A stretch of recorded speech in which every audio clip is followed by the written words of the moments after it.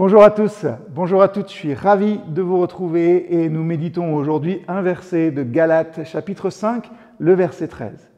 Frères, vous avez été appelés à la liberté, seulement ne faites pas de cette liberté un prétexte pour vivre selon la chair, mais rendez-vous par la charité, par l'amour, serviteurs les uns des autres.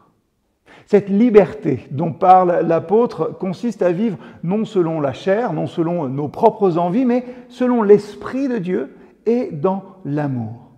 Une telle conclusion, vous êtes libres, donc soumettez-vous les uns aux autres et avant tout à Dieu. Ça appartient exclusivement à l'esprit de l'Évangile. Le monde, la société ne le soupçonne même pas que l'on puisse faire cela. Elle ne la comprend pas. Un seul mot explique cette soumission que nous pouvons avoir les uns avec les autres, c'est l'amour, la charité dans notre texte. Le chrétien est libre parce qu'il sait que son Sauveur l'a affranchi de l'esclavage du péché, de la loi, de faire pour faire, de la mort, et il lui a rendu tous ses privilèges d'enfant de Dieu.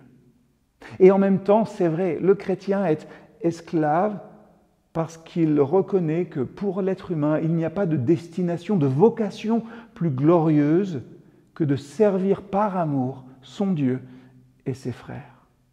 La liberté chrétienne, ça ne consiste donc pas à faire notre propre volonté, mais à pouvoir y renoncer par amour pour Dieu et pour ses enfants.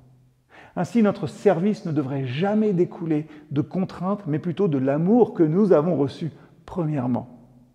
En manifestant Christ par notre service, nous sommes appelés à agir avec un cœur rempli d'amour et de compassion envers les autres. C'est par notre service désintéressé finalement que nous reflétons le mieux l'amour de Dieu. Notre service concret est donc aussi une discipline spirituelle.